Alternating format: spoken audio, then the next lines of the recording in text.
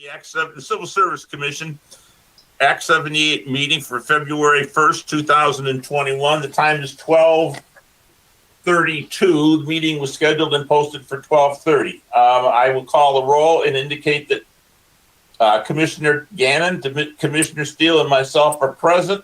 Item number B on the agenda would be the approval of the December 29th, 2020 meeting. Is there a motion? I move that we approve the minutes as submitted. Seconded. The matter having been approved by Commissioner Gannon and seconded by Commissioner Steele, the matter is now before the commission. Is there any discussion?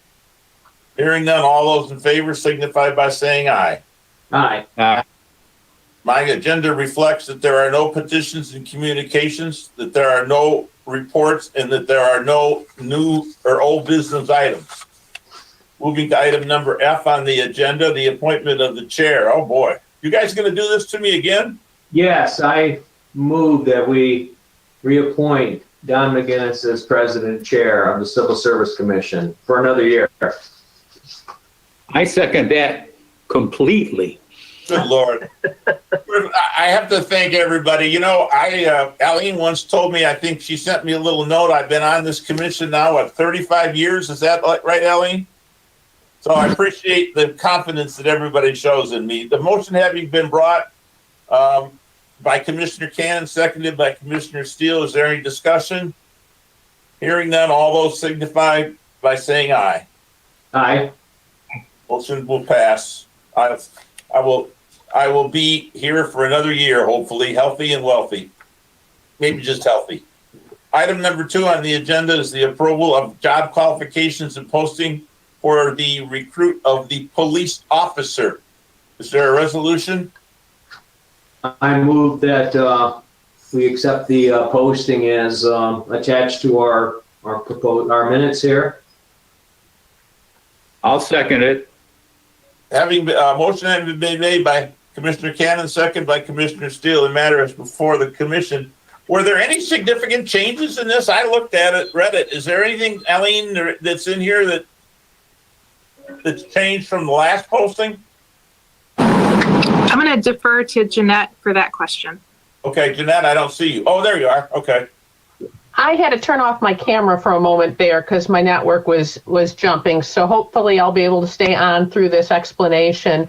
There is one major change. It is regarding the process of collecting our applications and the process of conducting the interviews. So all of the weights and factors have remained the same, but in the past we've used EMCO to physically collect the applications,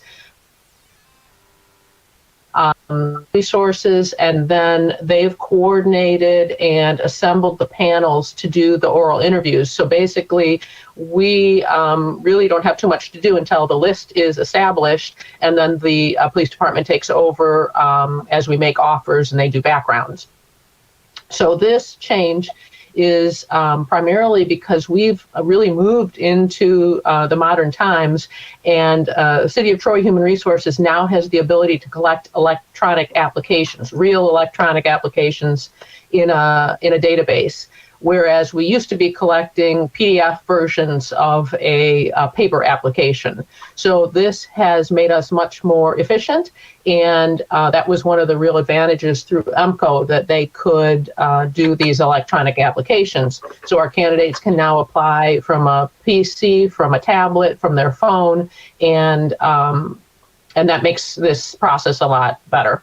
The second change is that we will have only our command staff and human resources coordinating the interviews, and that'll give us an opportunity to really impress on the candidates.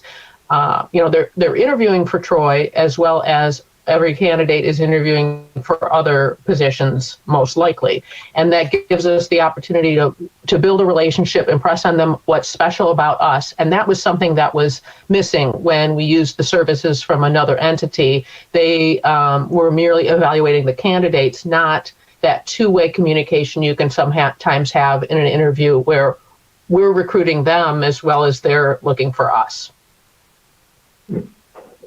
That makes perfect sense. I mean, that. So essentially now they're going through MCO.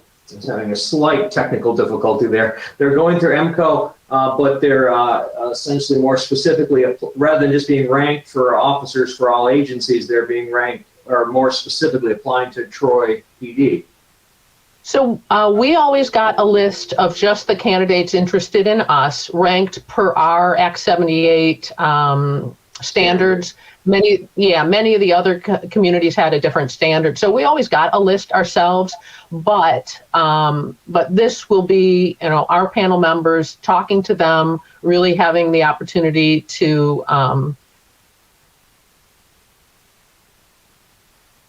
interact with them regarding Troy. I think we lost her for a minute here. I probably pretty much completed that.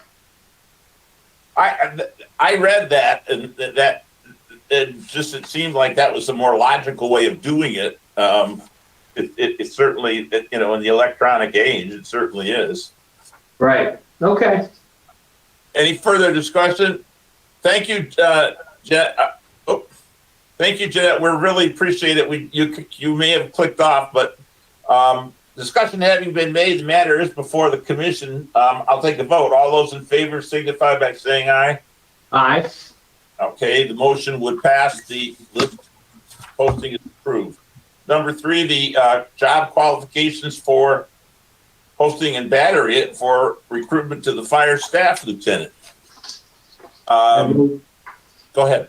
I move that we accept the posting as submitted for the position of fire staff lieutenant.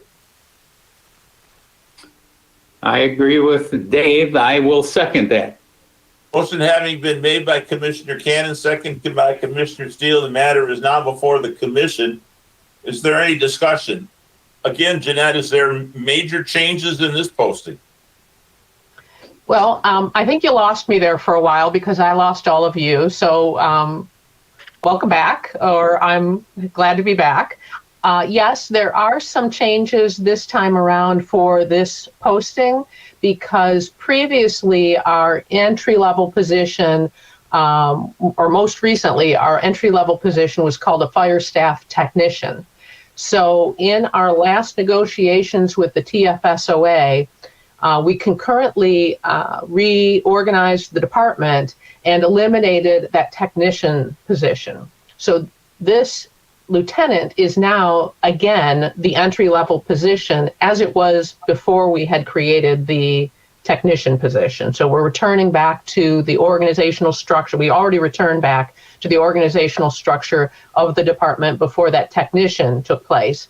And as you know, the requirements for coming in at the entry level are different than promotional. So you'll see that this lieutenant has resumed its position as the entry level. For instance, one of the items that is different than the last time we posted for it is at that entry level, we do the psychological evaluation. And for the promotions, we don't have to do that. So the previous time we posted for lieutenant, there was no psychological. This time it is the entry level, so the psychological has been added.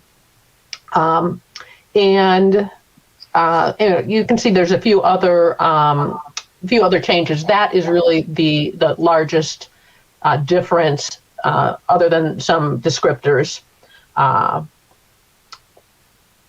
It looks like the requirements remain pretty much the same for the lieutenant as the technician. Is that correct? So there's one item that's different. The last time we posted for technician, remember technician is gone now, we had also made the change in our civil service standards to lower the qualifications for that entry level position because that was a lower level, lower paying position. And we reduced it to 2 years. So if you look back on the last time we recruited for technician, you'd see that we were requiring 2 years of non-probationary firefighter status. This being a higher level position, we are retaining our 5 years as per what is in the TFSOA contract. That's that where I saw the requirements where previously it was a fire department employee, now it's a volunteer firefighter.